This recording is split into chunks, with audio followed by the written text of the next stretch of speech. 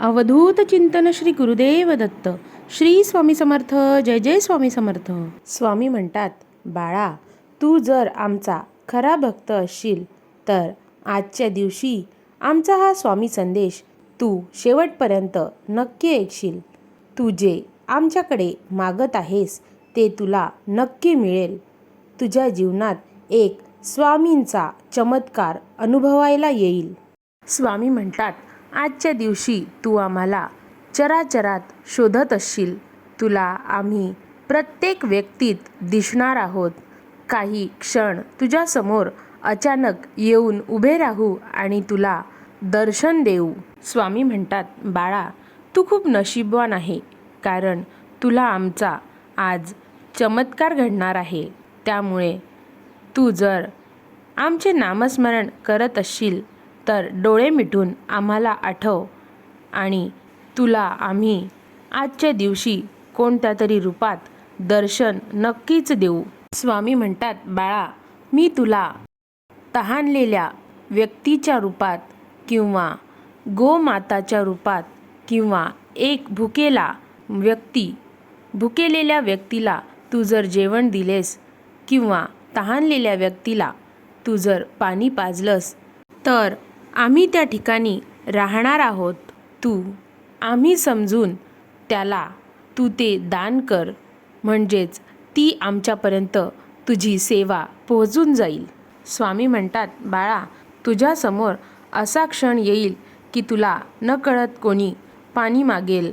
त्यावेळी समजून जा की त्या ठिकाणी आम्ही आलो आहेत तुझ्याकडून सेवा करून घेण्यासाठी.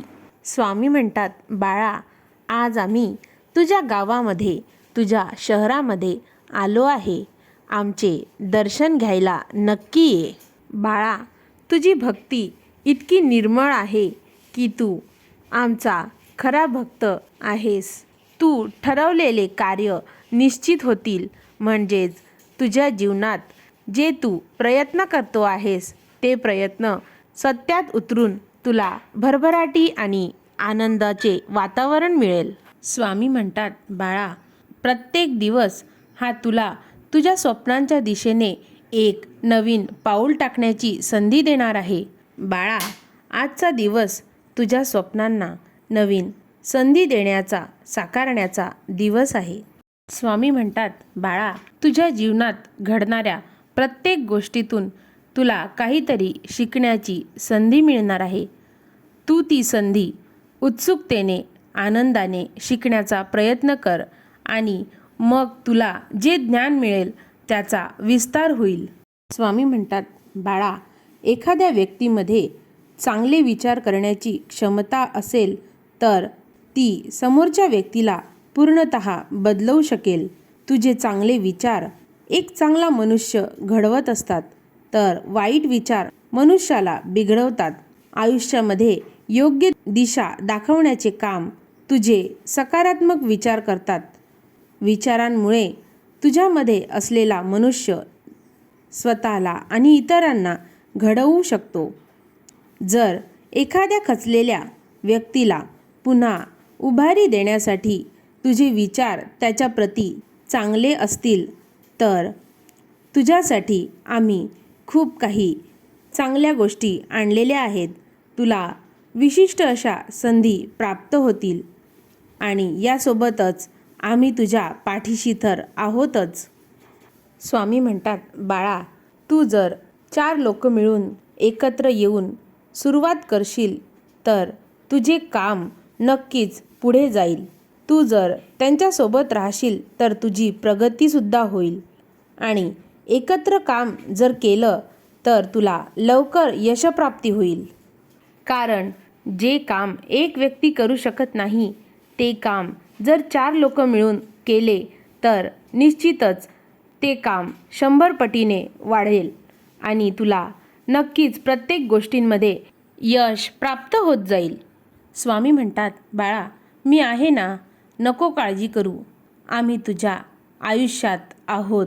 तू आमच्यावर ठेवलेला विश्वास आणि आम्ही तुला दिलेला आशीर्वाद जरी तुला दिसत नसला तरी मात्र आम्ही अशक्य गोष्टीलाही शक्य करतो. स्वामी म्हणतात, बाळा, एखादी गोष्ट मिळवण्यासाठी तुला जर असे वाटत असेल की खूप कठीण काळ जातो आहे, खूप दिवस लागत आहेत, किती वर्षही लागत आहेत, परंतु तुला जे मिळवायचे आहे तुला त्याचा मार्ग आम्ही नक्कीच देऊ. कधीही भिवू नकोस. तुला जे मिळवायचे आहे त्यावर लक्ष केंद्रित कर. तुला जे हवं आहे ते मिळवण्याची तुझी जिद्द वाढव. म्हणजेच तुला आयुष्यामध्ये कशाचीच कमी पडणार नाही. स्वामी म्हणतात, बाळा, तू जर मनाने हारला असशील तर तू कधीच जिंकू शकणार नाही. पण तुझं मन जर मजबूत असेल तर तू प्रत्येक गोष्टीत कितीही वेळा हारला तरी तू नक्कीच जिंकशील. स्वामी म्हणतात, बाळा, स्वतःची तुलना कधीही दुसऱ्यासोबत करू नको, कारण तू एक चांगला व्यक्ती आहेस. हे सत्य कोणीही बदलू शकत नाही, कारण तू आमचा भक्त आहेस. स्वामी म्हणतात, बाळा, एखाद्या वेळी तुला समोरचा थोडा जरी बोलला तरी तुझ्या मनाला लागून जाते. समोरच्याला वाटते की इतके काय झाले, आपण याला काय बोललो, इतके याला का वाईट वाटत आहे. पण ज्याप्रमाणे जखम झालेल्या जागेला धक्का जरी लागला तरी खूप वेदना होतात, तसंच जर मन दुखी असेल तर त्याला दुसऱ्याचे साधे बोलणेही खूप मनाला लागून जाते. स्वामी म्हणतात, बाळा, जीवन जगण्याची कला त्या व्यक्तीलाच माहिती असते जे स्वतःसोबत दुसऱ्या व्यक्तीचा सुद्धा आनंदाचा विचार करतात. स्वामी म्हणतात, बाळा, आजचा दिवस जेवढा सुंदर आहे तेवढेच तुझे आयुष्यसुद्धा सुंदर येवो.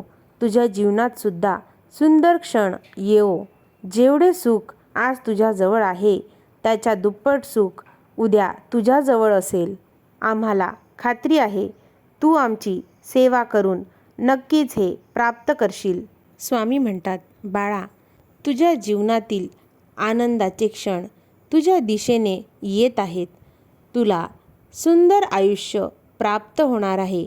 आम्ही त्या दिशेने तुझ्याकडे चांगल्या गोष्टी, सकारात्मक विचार आणि तू केलेले चांगले कर्म हे निश्चित करून तुझं भाग्य चमकवण्याचा विचार केलेला आहे. त्या दिशेने आता तुझ्याकडे सर्व काही येत आहे. या दिशेने येता येताच तुझ्या जीवनामध्ये छोटे छोटे आमचे तुला अनुभव दिसू लागतील.